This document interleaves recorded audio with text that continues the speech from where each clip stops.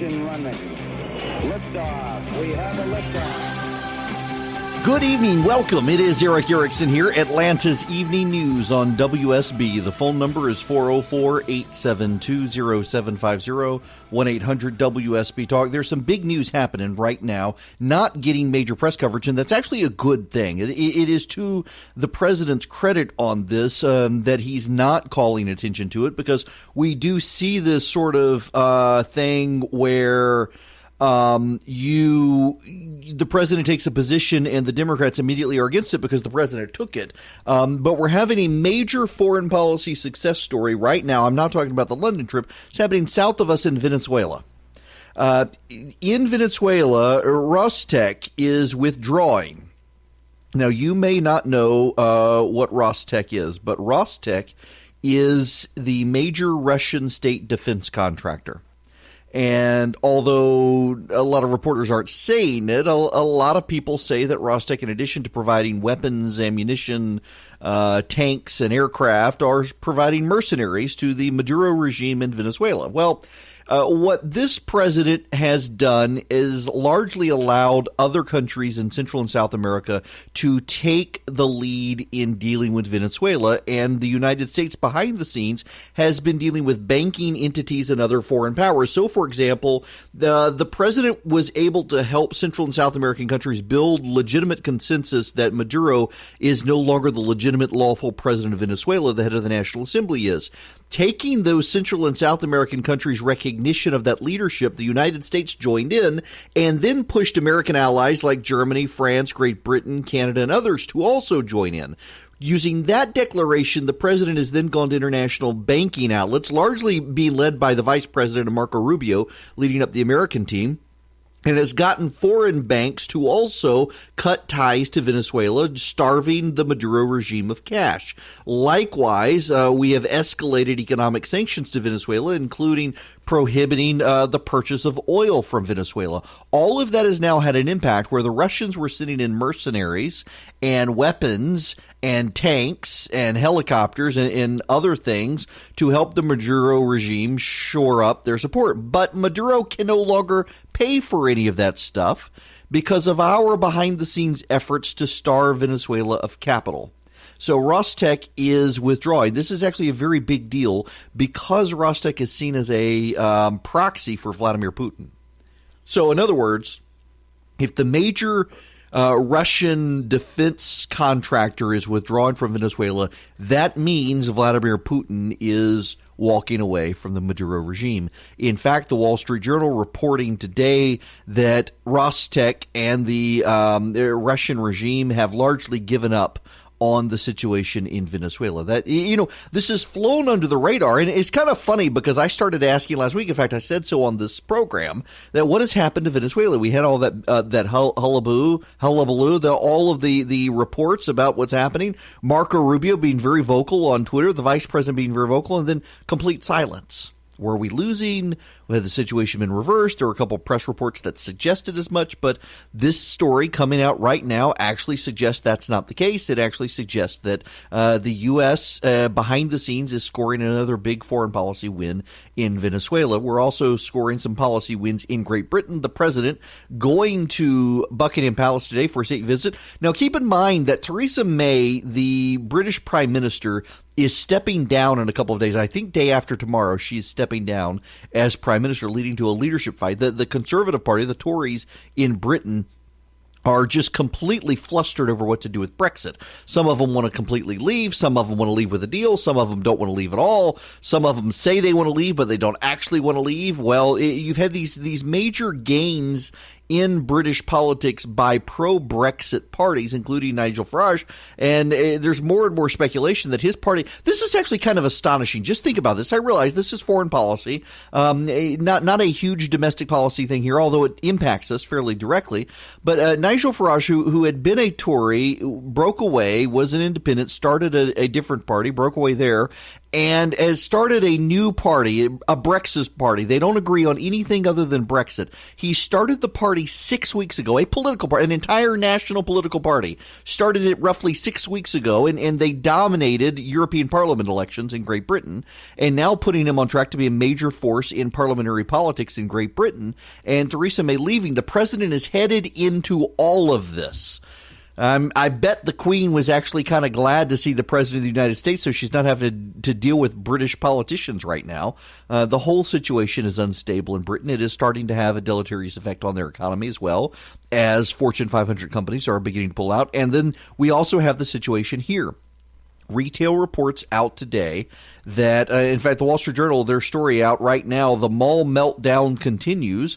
Retail's earnings season has gone from bad to worse. Abercrombie & Fitch down 26%. PVH Corporation that owns Van Heusen, Tommy Hilfiger, Calvin Klein dropped 10%. J. Jill is down. Gap is down. Retailers in malls are not doing well. On top of this, now imports coming from Mexico, including a lot of clothing imports, are going to see price increases because of the tariffs the president intends to oppose. Behind the scenes, members of the White House are livid with the president for not taking advice. It appears the foreign trade representative of the United States leaked North American trade deal outline to Congress, trying to head off this tariff imposition. The president ignored him and did it anyway. Lots of anger among Republicans in Washington right now. They think the president is putting his 2020 potential win in jeopardy by imposing these tariffs on Mexico. And there's a real concern in Washington. I wrote about this morning at theresurgent.com of, can people in Washington be honest and speak up? We've reached a point in American tribalism in politics where neither side seems to allow people on their side to voice concerns. But there are real economic concerns in the Mexican tariffs above and beyond the Chinese tariff situation. And there are a lot of pro-business Republicans who really aren't social conservatives, who were okay with the social conservatives, but they would be okay with social liberals as well. They just don't want the stock market and their 401k impacted, and they're starting to turn on the president. But if you point that out, people yell at you and say it's not true. It is something the White House has to pay attention to. There's something else the White House and you have to pay attention to, and that is the press kind of embracing the president's idea that they are, in fact, the enemy. Huge story over the weekend. Just real quick.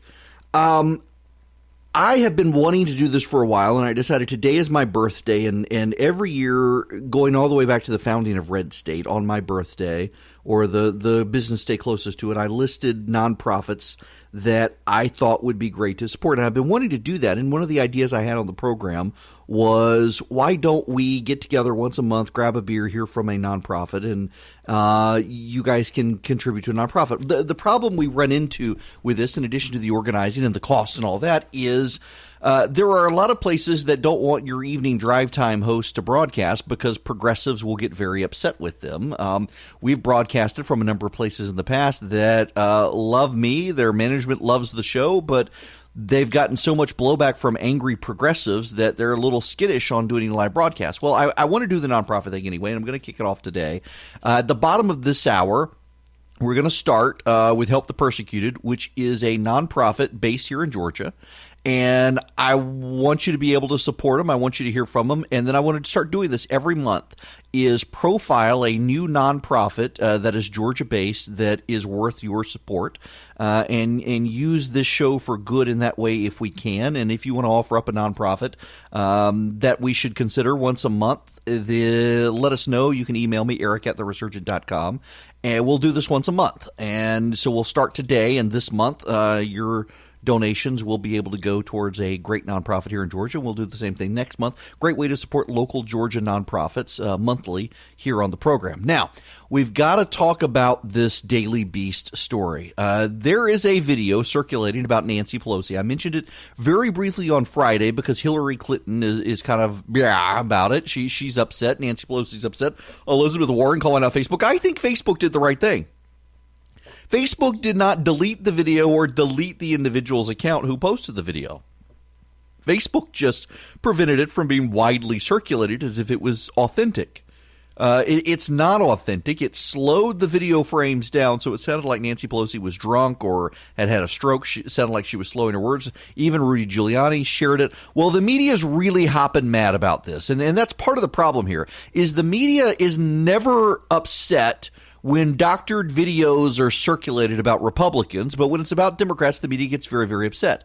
So a reporter from the Daily Beast tracked down the person they claim came up with this video. Now, that individual, you should know, is threatening to sue because he says he didn't come up with it, that he just shared it.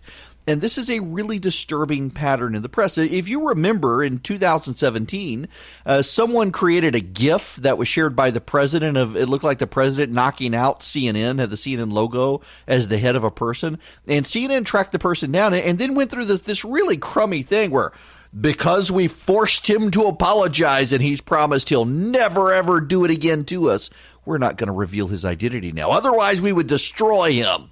That last bit being in parentheses. They actually said that they tracked them down. And then CNN also tracked down a woman in Florida who, private citizen on Facebook, shared links to a rally in Florida, unbeknownst to her or anyone else. Turned out it was a Russian front group that had organized this protest. The woman herself didn't go to it. She just put it on Facebook to let her friends know there was an anti-Hillary protest in Florida. Turns out it was the Russians organizing it, and CNN put this woman on camera, showed up at her doorstep, private citizen, tried to shame her through ambush.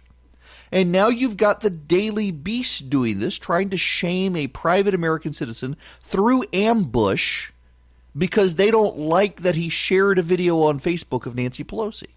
Now, you can think it's not good for American citizens to put doctored videos on Facebook.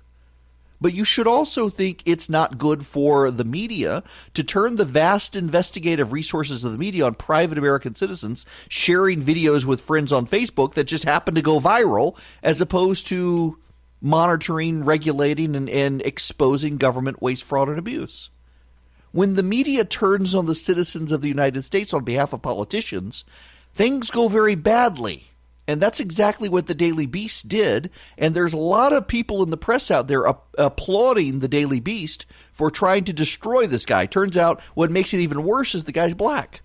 He happens to be a black Trump supporter. You're not allowed to have those in this country. No. If you're an African-American supporter of the President of the United States, you must be ruined. And the Daily Beast seems hell-bent on doing that to this poor guy. Y'all, I am more and more concerned with internet security and privacy online, and you may think nobody wants your data or hackers can't grab your passwords or your credit card details, but you're wrong. It's increasingly common, particularly when you're in a coffee shop or whatnot, and you've got hackers in there sharing the public Wi-Fi. It's not a good thing, and that's why you need to consider using something like ExpressVPN.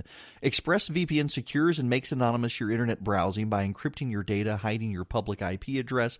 It has easy-to-use apps that run seamlessly in the background of your computer, your phone, your tablet, and turning on ExpressVPN protection only takes one click.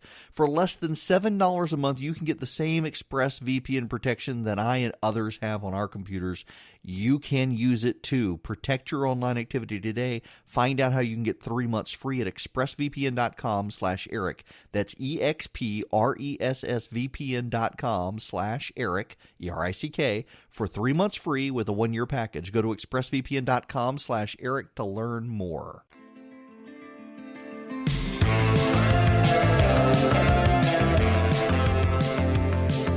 The phone number here, 404-872-0750, 1-800-WSB-TALK. Stacey Abrams is headed to Hollywood to talk about the Georgia. It is, at this point, I'm convinced that the media is just dropping these stories as clickbait.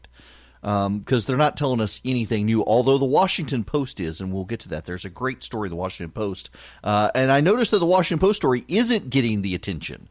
I wonder why. I'll explain here in a bit. I am not going to. Well, yeah, okay. I'm going to go here now. The Washington Post has a story out. And guess what? Turns out that all these Hollywood studios that are saying they're going to leave Georgia if the fetal heartbeat legislation goes into effect, they're not actually leaving. I told you last week, I talked to a very senior Disney executive who said this. And, of course, everyone, you're just making it. You don't have these, whatever. Well, the Washington Post running the same thing today. According to the Washington Post, a senior executives at Disney, I bet I know which one is telling them, senior executives at Disney and also Netflix and also AMC and also Warner are telling them that they can't actually leave Georgia. They've invested so much in the state, it would be significant economic impact to their businesses if they were to leave the state. They actually save money by filming projects in Georgia. Now, the downside of that is hinted at in a Variety piece that just went online here a few minutes ago about the Georgia supposed boycott, or is Georgia going to boycott Hollywood? I know a lot of people who've canceled Netflix in the last week. I am so opposed to boycotts. I dislike it. But I get more and more that conservatives are going to have to behave like progressives in some ways that don't deviate from their faith, and boycotts may be one of them, and everybody cancel their Netflix account. Maybe you'll have an impact. I don't think they're going to actually flee from the state. But, if they did, it would actually move Georgia back red. A lot of these liberals would go back to California and stop being registered voters in Georgia, and that would actually have a positive impact for the GOP. When we come back, though, let's shift from politics to nonprofits, a charity you need to hear about here in Georgia.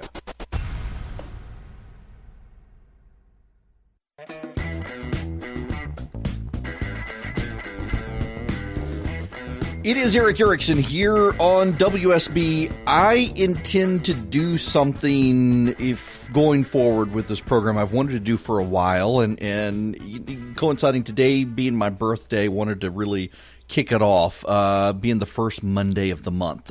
From here on out, every month, I want to designate a nonprofit that is Georgia-based to highlight on this program, and for the month, make it very easy for you to be able to donate to that nonprofit. And I wanted to start with a friend of mine from seminary, Josh Youssef, who has a nonprofit here in Georgia that is a remarkable nonprofit called Help the Persecuted. And I asked Josh, spur of the moment last night, said, can you be on? And Josh is joining me now. Thanks very much for being with me, Josh. Thanks for having me on, Eric, and happy birthday. Thanks very much. So tell the listeners about Help the Persecuted. Yeah, so this birthed out of an effort that I had been a part of for a long time, broadcasting into the region, into the Arabic-speaking world, primarily Middle East, North Africa. But what I saw was a great need for people many people who come out of Islam. So they become a Christian, they convert to the Christian faith out of Islam. Many of them have no resources at all. Their parents completely reject them. They reject their faith completely, and very few people are willing to take the risk to come alongside them and help them. So this is really kind of my heartbeat for what I call the MBB church, the Muslim background believing church. So we come in and we help sort of rescue, restore, and rebuild these people who have suffered, a great deal under sometimes at the hands of their own parents. So we come in, we have safe houses, we have discipleship programs, we have lightning funds, like whatever it takes to get that person out of danger. And then over time, our ministers come in and help kind of really restore these people and rebuild their faith. And we're starting to see communities of first generation, MBB believers, people who've come out of Islam, meeting other MBB Muslim background believers and getting married, having children, starting to see whole communities develop where this was never, this wasn't the case even 20 or 30 years ago. Well, and having grown up in the Middle East, and I mean, I remember as a kid in Dubai where we were, it was relatively free for believers to be able to get in Bibles, although if they were in your suitcase, they may disappear. Then you've got Saudi Arabia where you couldn't even bring a Bible into the country. And now there's the Iraq situation, the destabilization there, the war, the rise of ISIS. And I know you were in Iraq recently working with Help the Persecuted, if you want to talk about that a little bit. Yeah, absolutely. So we're a part of the rebuilding effort in northern Iraq. So you have villages like Karakosh, which were really the single largest Christian village in Iraq prior to 2014. And then ISIS came in and basically kicked all 60,000 residents out. They fled to places like Erbil, Istanbul, Beirut, and they were essentially refugees. The ISIS basically gave them three options. You can pay the tax and remain a Christian under our radical Islamic regime, or you can, convert to Islam, or you die. So they were, basically given those options. They all left, and so all of those villages, Karakosh, Bartella, Mosul, were completely emptied of Christians. And what's really interesting now is we're part of this rebuilding effort to rebuild Christian homes that were torched and burned by ISIS, as well as Christian centers, Christian churches. We're a part of that rebuilding effort. It's pretty exciting. I was there a year ago, and about 40% of the residents had returned, and I was just there 2 weeks ago, and now 60% of the residents have returned. So it's exciting to see them come back, and many of them have come back with a really vibrant faith in the Lord. Very exciting. Well, this somewhat defies a media narrative that's been out there that Christianity was being wiped out in the Middle East because of ISIS, and yet, thanks to Help the Persecuted and other nonprofits out there, we're starting to see this restoration that's happening. That's right. A lot of times we think about the Christian faith as something you're born into, but you and I, Eric, right? We believe that the Holy Spirit can quicken someone's heart, and someone who was maybe not born ethnically Christian can become a Christian. And that's what we're starting to see now. In the last 30 years, and I believe this to be true, in the last 30 years, more Muslims have come to faith in Christ than in the 1,400 years since Islam. And we've seen this not only in Iraq, we've seen this across the entire Middle East, North Africa region, where many of them are actually having dreams and visions of Jesus. And imams don't know what to do with this, and it's just been a great harvest for churches and Christians to have to take these people in and have to figure out, okay, how do we minister to them, and how do we take care of them? And that's where our ministries come in, Help the Persecuted. Yeah. Well, Josh, listen, I thank you very much for stopping by and being able to share this, and thanks for being really the inaugural effort here on the program to be able to spotlight a Georgia-based nonprofit and doing global work, no less. So thank you very much. And for folks who want to help the persecuted, they can text WSB to 345-345. I will send them back immediately a link to a donation page for Help the Persecuted. And thank you very much for taking the time to do this on the spur of the moment. Yeah, I'm grateful for you, Eric. Thank you. Thank you very much. That's Josh Youssef with Help the Persecuted, based here in Georgia, a global nonprofit helping Christian refugees in the Middle East and elsewhere. I want to start doing this each month on this program, the first broadcast day of the month if I can, highlighting a new nonprofit each month that may be flying under the radar here in Georgia, but like Help the Persecuted, does tremendous work here and around the world. Feel free to email me, eric@theresurgent.com. It's ERICK. To put one on my radar that I can check out, and I'll go through and do my best to vet and make sure it's legit and all. And then for the month, you'll be able to donate by texting the letter WSB to the number 345-345. So if you text the letters WSB to 345-345, you'll get a link back for the donation page for Help the Persecuted.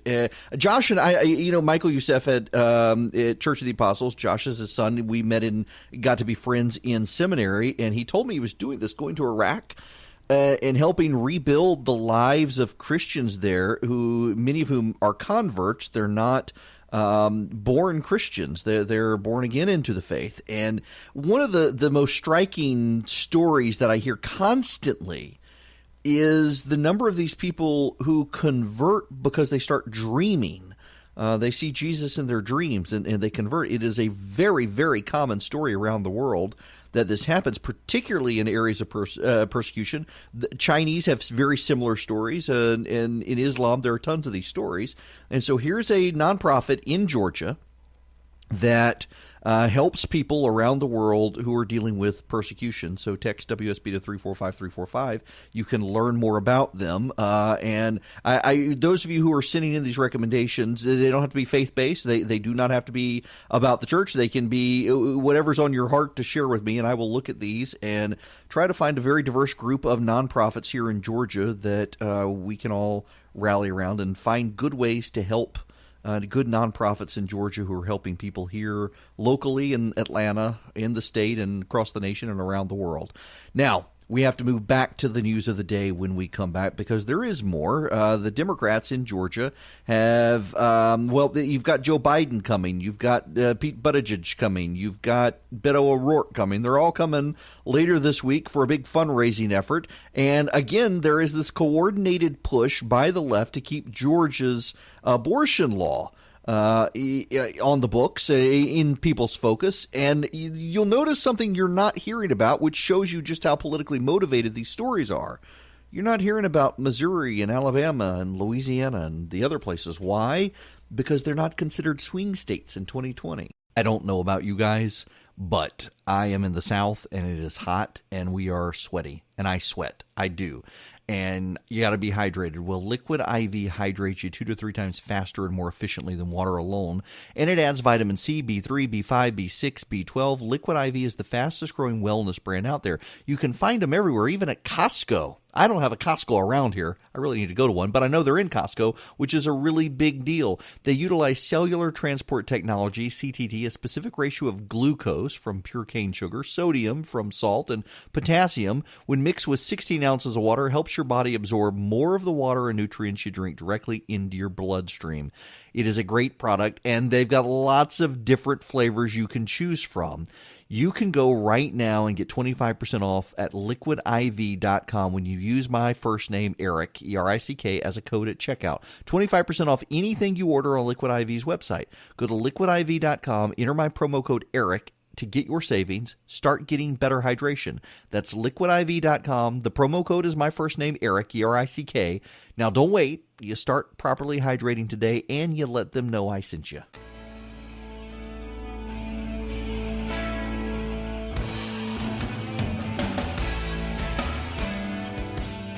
The phone number here is 404-872-0750, 1-800-WSB-TALK. When we come back, the Democrats seem to be moving very, very fast towards socialism.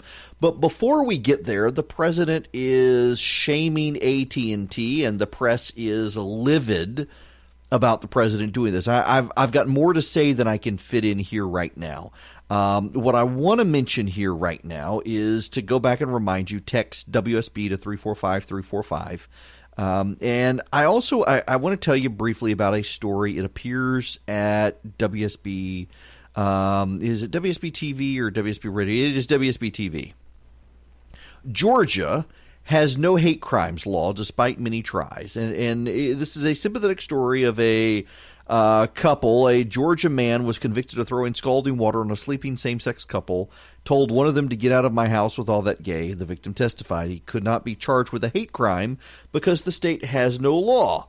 Anthony Gooden said in a recent interview he still can't use his left arm. And you read stories like this so often, and it makes you wonder, what did the guy, was he not punished at all? No, as a matter of fact, the individual who committed the crime was punished. He was punished. He was punished for harming someone else. And that is my problem with hate crimes laws in general. And I've got a friend of mine who's a conservative, who really is a conservative, who is adamant that we need hate crimes laws. And I'm opposed. And I'm opposed because crimes like this, throwing boiling water on someone because they're gay, the intention is hate. And I see no reason to add an additional crime beyond the crime that was actually conducted because of the man's thoughts. It is, I think, hate crimes or thought crimes. And a friend of mine completely disagrees with me. You may too. But I think your motive goes to the crime with which you're charged, and adding a hate crime to it, I don't think is right. And it has nothing to do with being gay. There are hate crimes against women. There are now in some states hate crimes against people of faith. There are hate crimes against sexual orientation and gender identity, and you name it. And I'm opposed to hate crimes because I think you are criminalizing someone's thoughts when the thoughts manifested in action are being punished. You can read these stories like this one and never know that the individual was actually punished by the law for doing what they did, because hate crimes agitators want to downplay the fact that you're already punished. And they think that if you don't have hate crimes, these things they're going to happen anyway. Bad things always happen with terrible people. Punish them under the existing law.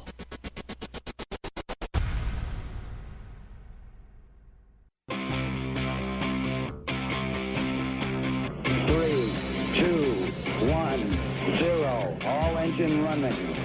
Liftoff. We have a liftoff. It is Eric Erickson here, Atlanta's Evening News on WSB. The phone number 404-872-0750, 1-800-WSB Talk. The President of the United States, Donald Trump, on his way to Great Britain. He arrived there and immediately complaining that he has to watch CNN, doesn't want to watch CNN, doesn't like CNN, and is tired of CNN. So the president took to Twitter to tell people that maybe they should boycott AT&T over the unfair fake news of CNN. And naturally, the American media had a complete meltdown that the President of the United States would suggest boycotting a company, the parent company of CNN, to hurt the media. You know, let me start with this. I don't think a president of the United States should do that. I don't think the president should target a private company. But then I don't think the left should target the National Rifle Association. And I don't think the left and city governments around the country should target Chick-fil-A. And I don't think the left should target private citizens who do things on social media they don't like. And I don't think the left should boycott businesses for giving money to conservative groups. You know, I am very mindful as a talk show host that it is far easier for a progressive to get advertising dollars from a Fortune 500 company than it is for a conservative in talk radio. Remember back in the day, General Motors used to advertise on numerous national talk shows and then pulled all their money out of them. And they were fine continuing to advertise on progressive outlets until conservatives cried foul. And they pulled all their money, which is fine. Listen, they have the right to do that. But you rarely see conservatives engaging in a boycott. Here comes the President of the United States saying, I'm not playing by the old rules. You guys do this, I'm going to do it. And, of course, the media's like, oh, you're going after CNN. You're putting pressure on them. You're the President of the United States. Listen, I don't think the President should be doing this stuff. But I have a real hard time building outrage over it when progressives do this routinely. And it's not just progressives. Look at the situation with Chick-fil-A. You have city governments around the country, and you got the governor of New York. You got the governor of California and others routinely attack Chick-fil-A and say they're not welcome on college campuses, in airports, or in cities. And the left says nothing about that. You've got when Barack Obama waged war on Fox News. The left was okay with that because they didn't like Fox. When Barack Obama criticized the National Rifle Association, an American group, the left's okay. I mean, you got the left out there right now. You got these presidential candidates on the left saying that the National Rifle Association is the most evil company in America or a terrorist organization, what have you. They're okay with that. They want people to boycott. They want banks to stop doing business with the National Rifle Association. But the president comes on and says, cancel your AT&T service over AT&T. Maybe AT&T will clean the place up. The left is outraged. They're only outraged because the president is using their own tactics. I don't think either. And listen, I don't have time for boycotts. My wife won't go shop at Dick's Sporting Goods, understandably so, because Dick's not only insulted gun owners, but then hired anti-gun lobbyists to try to get the laws changed in Washington, D.C. to impact other gun retailers. My wife will not shop at Dick's. She would rather go without than shop at Dick's. I don't have time enough in my day to want to do stuff like that. But I totally understand it. I totally get it. And I suspect we're going to start seeing more and more conservatives where my wife is saying, you know what, I'm not going to do business with people who insult my values. And here you've got the president telling conservatives, step up with AT&T. AT&T, by the way, it fundamentally is a more conservative company than, say, a Verizon or a Comcast or some of these others. And they may actually really pay attention to this stuff in ways that others don't. And so it's worth paying attention and worth trying to tell AT&T or Netflix or Disney for that matter about Georgia. But here's the president playing by the rules the left plays by, and they do not like it. By the way, you've got more Democrats now saying the president needs to be impeached. And, of course, CNN going wall to wall with all of this coverage, which makes the president mad. But John Kennedy Not the former president, not the Georgia state senator, but the U.S. senator from Louisiana, went on Face the Nation and was asked about the Democrats wanting to impeach the president, and he had a few choice words for the Democrats. Look, the next step in this, Margaret, my Democratic friends have got to make a decision on impeachment. Now, I think impeachment will be a Sisyphean task. It'll be tough going in the Senate. Impeachment polls right up there with skim milk among the American people. But my advice to my Democratic friends is, if you want to do it, go hard or go home. You know, if you want to do it, go to Amazon online, buy Spine, and do it. But go hard or go home. If you're not going to do it, then let us get back to work. Well, I hate to waste a year and a half. Well, and, you know, this is part of the problem where the Mueller report is boxing in Democrats. Mueller essentially provided them a pathway to launch an impeachment investigation. But if they don't do it now, if they drag it out, if they wait until 2020, it looks very, very politicized. And John Kennedy's right. The president then has an opportunity to say the Democrats don't really mean it. They're just upset, and they're trying to take the election from him. They're trying to discredit him through that. They're not trying to actually argue with his ideas, and they're not trying to actually come up with ideas to counter the president. Kennedy is right on this, and Nancy Pelosi knows it as well. You had the Democratic whip. What's his name from South Carolina? All of a sudden, his name is completely Claiborne, who said essentially we're moving closer and closer to impeachment. The problem is we move ever closer to the end of this year. We are halfway through this year, basically. And Congress only has they're going to hit the August recess, and they're going to be gone that entire time. They got the 4th of July. They're going to be gone that week of the 4th of July. They're running out the clock. If this spills over into 2020, then the president makes it a campaign issue, not the Democrats. And Nancy Pelosi and Steny Hoyer know this. That's why, by the way, Chuck Schumer as well is being relatively quiet on this issue. But Schumer or rather Hoyer, who is the majority leader for the Democrats, and Nancy Pelosi, the speaker, they fundamentally, intuitively, they understand this, that if you drag this out, it looks political. So you either got to do it ASAP, and they don't have the bandwidth to do that, or you got to drag it out and make it look political. And Pelosi right now has been able to keep the Democrats in line.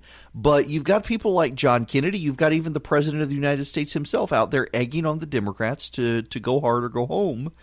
And I think this is ultimately going to cause the Democrats to rush it and do it and make it look highly political, which is what Nancy Pelosi's scared of. She's scared that her own side will rush it, do a botched job of it, make it look super political, and that'll cost them victory in 2020. And she's probably right. Okay, let me just give you an inside secret on how these podcast ads come about. First of all, we need the podcast ads. We've got to be able to make the money to cover our costs. And I know some people don't like embeds. Thankfully, I've got a lot of great podcast advertisers. One of them is one I sought out. It's Quip, the electric toothbrush, because I was a Quip user, and I like the toothbrush so much, having tried the super expensive ones. I mean, I had an electric toothbrush that was $99, promised great sonic vibrations to clean my teeth. It was crap, and I didn't like having to travel with an extra charger, and so I got a Quip, and then I was like, hey, maybe they'll advertise, and they do, and I love it. So I got an email saying, hey, they got a new script for you, and let me give you the yada yada. The Quip, it's great for your grads. You got a graduate headed off to college, or a college graduate, they want good shiny teeth for their job interviews, nice white teeth, get them the Quip. But I'll just tell you, I use the Quip, and I actually go to the orthodontist because I've got Invisalign braces, and I go get them checked, and the orthodontist all the time is like, hey, are you bleaching your teeth? No, I've just got the Quip. It does such a good job. More than 1 million people are happy with their Quip. I am one of them, and I have been. It's only $25 if you go to getquip.com/Eric right now. You get your first brush head refill pack for free. Thereafter, every 3 months for $5, you get a new brush head. That's your first brush head refill pack for free at getquip.com/Eric.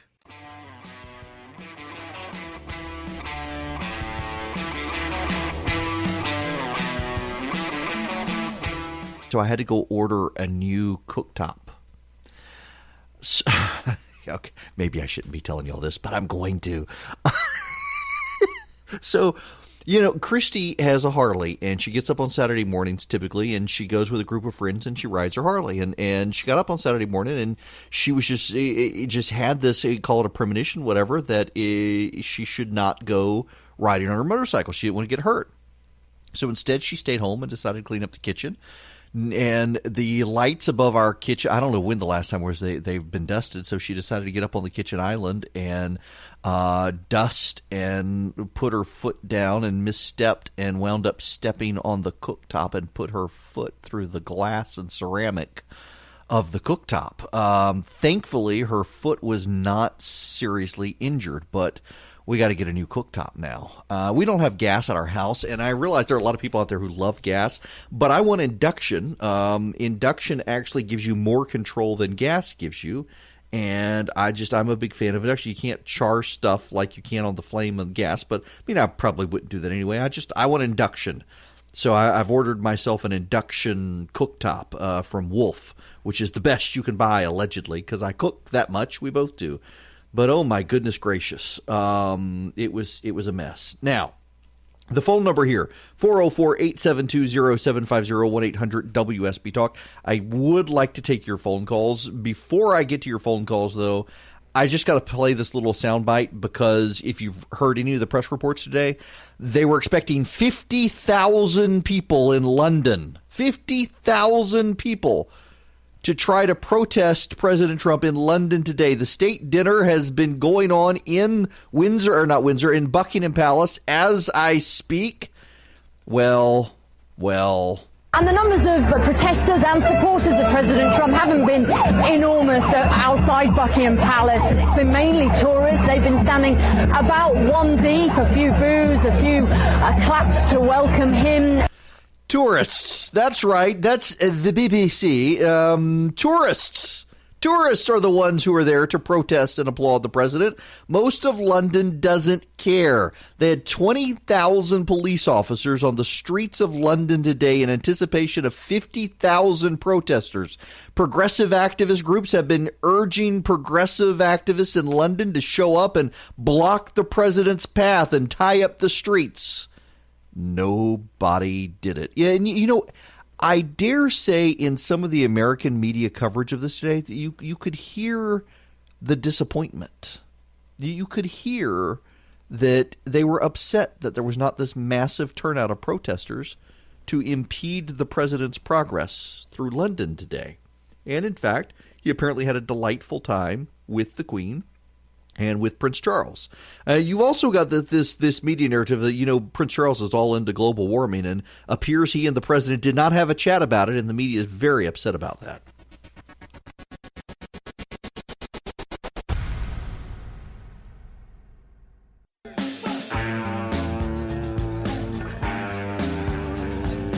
It is 39 after the hour, and I am Eric Erickson, and this is Atlanta's Evening News on WSB. The phone number is 404-872-0750, 1-800-WSB-TALK. Let's go to Thomas, calling from Griffin. You're up first tonight, Thomas. Welcome. Hey, Eric. Thank you so much for letting me get on your show today. I listen to you every day, and I think you do a wonderful job. Thank you. I wanted to bring up the topic we were talking about a while ago on the boycotting. I think our president and our governor is doing a great job in this state.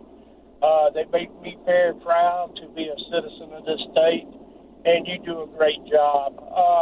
All these companies want to pull out, and for the film companies and the rent-a-movie companies, I say let them go. Let's support our governor. Let's support our president. And let's stand up. I call my Democrats the opposition. Let's us Republicans stand up for one time and state to them that we can make a movement too. And let's us boycott these companies. I applaud your wife for what she done at Dick's. I done the same thing. I hadn't spent a dime there in years, and I'm not planning to spend any money there, because I feel like my money will spend good anywhere else. Well, Thomas, listen, really stick together. I appreciate that very much, and that is a more common sentiment out there these days. 404-872-0750, 1-800-WSB-TALK. man, I feel like there's got to be a joke about these companies pulling out of Georgia. But I can't come up with one that I can say on radio. That's the problem. I just said they're not going to.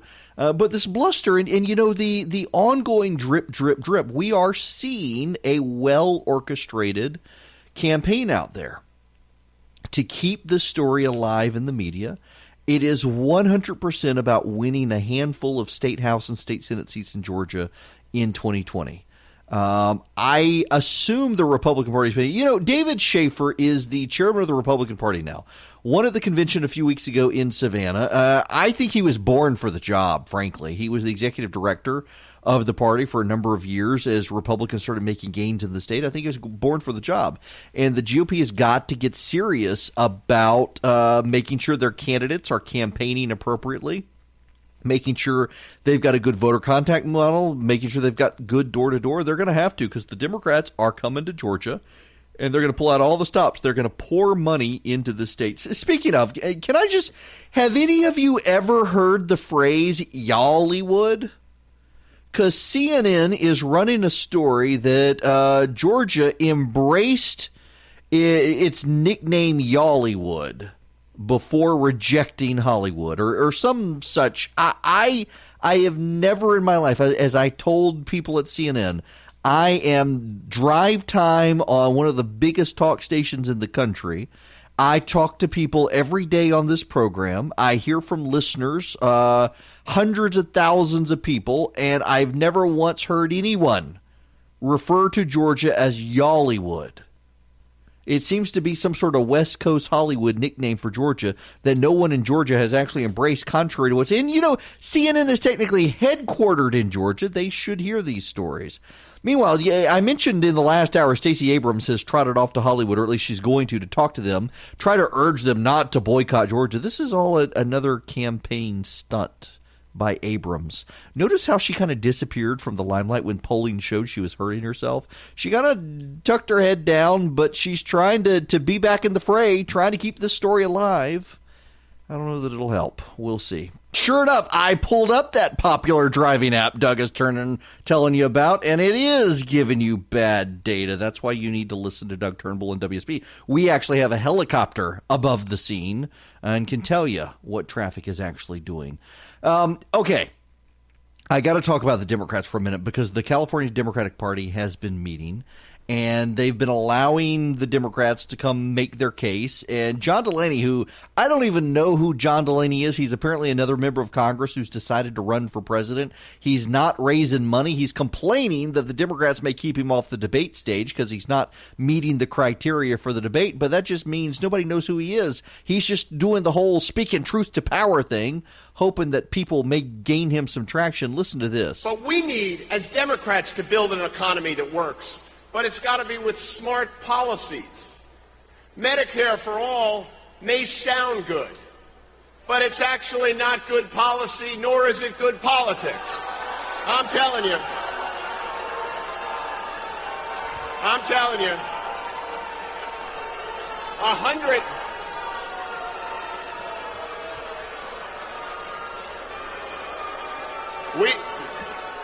We should have universal health care.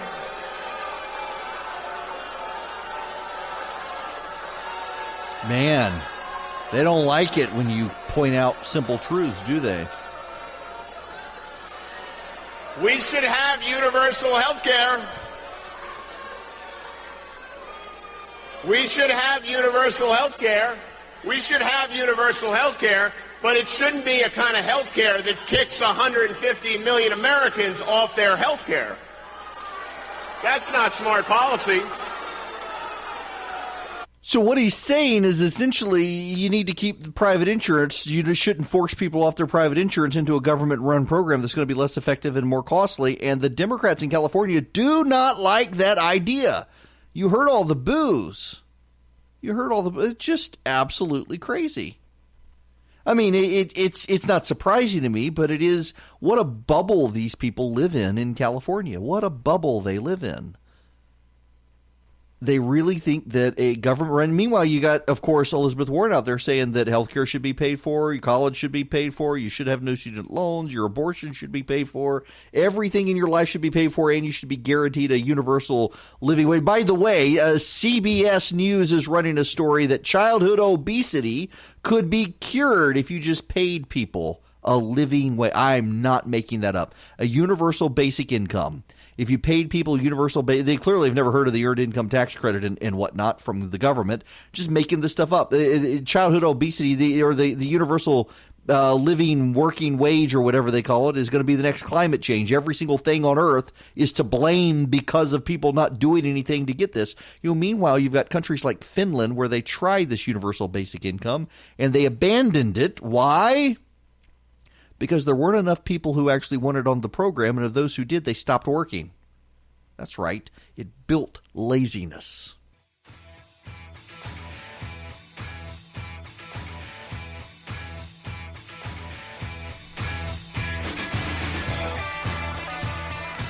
Now, I want to remind you guys, once a month now, at the beginning of the month, I'm going to profile a Georgia nonprofit. It does not have to be religious. I've got several people who have submitted some really great ones I had never heard of. I'm going to look at. I want to Georgia-based, helping kids, helping persecuted Christians, what have you. Tonight I featured Help the Persecuted. HTP.org is their website. If you want to support Help the Persecuted, as Josh Youssef said, and again, you can get the podcast, and you can also make a donation by texting WSB. Text the letters WSB to 345-345. You'll get back a link to this show's podcast and as well a link to the donation site for Help the Persecuted. It is a group that goes into primarily Middle Eastern countries where Christians are persecuted and provides safe places for Christians and helps them rebuild lives. Helps new converts embrace the faith because many of them are shunned by their family. Text WSB to 345-345 to help the persecuted. And every month we'll profile a new nonprofit. You can email me, eric@theresurgent.com, and recommend one.